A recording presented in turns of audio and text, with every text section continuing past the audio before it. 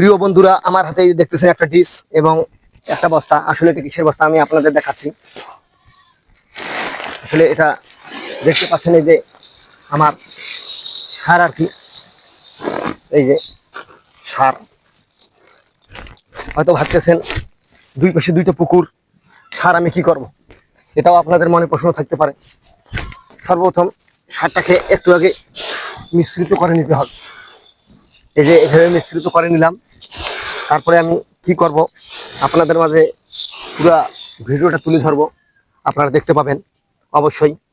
দেখুন, আমি যে সারটা নিলাম, সারটা কিভাবে নিতে হয়, এই যে এভাবে মনে করো নিতে হবে। এই যে পুকুরে নামলাম, এই যে দেখতে পাচ্ছেন, এই যে সার নিতে হবে এভাবে পুকুরে দিচ্ছি। আসলে মাছ চাষ করি তো, মাছ চাষ করলে পুকুরে একটু সার দিতে হয়।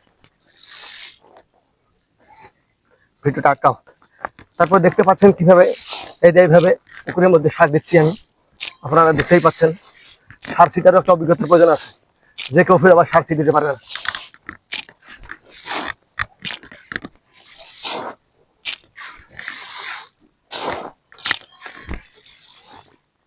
ব্রেক কর।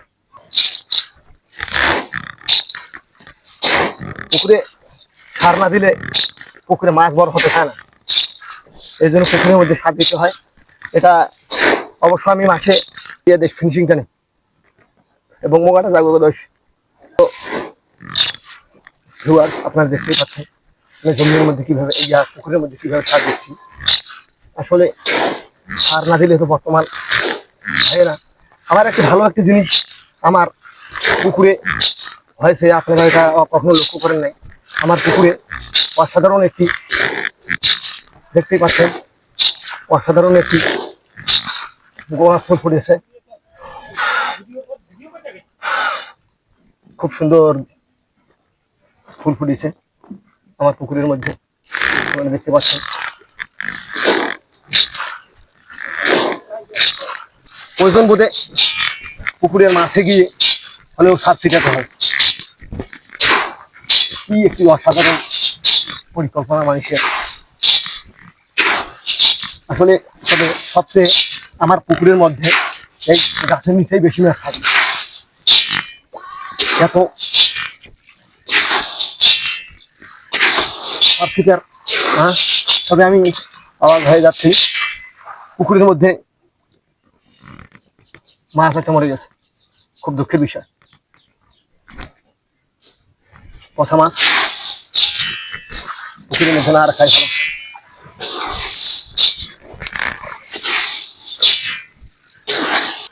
সমস্যা নেই। অবশেষে সার আমার শেষের দিক, আপনারা দেখতেই পাচ্ছেন। সার ছিটা শেষ করলাম, দেখতেই পাচ্ছেন আপনারা। তবে এই যে পাখার মধ্যে কিছু, ফুলের গাছের পাখার মধ্যে কিছু সার আছে গেছে।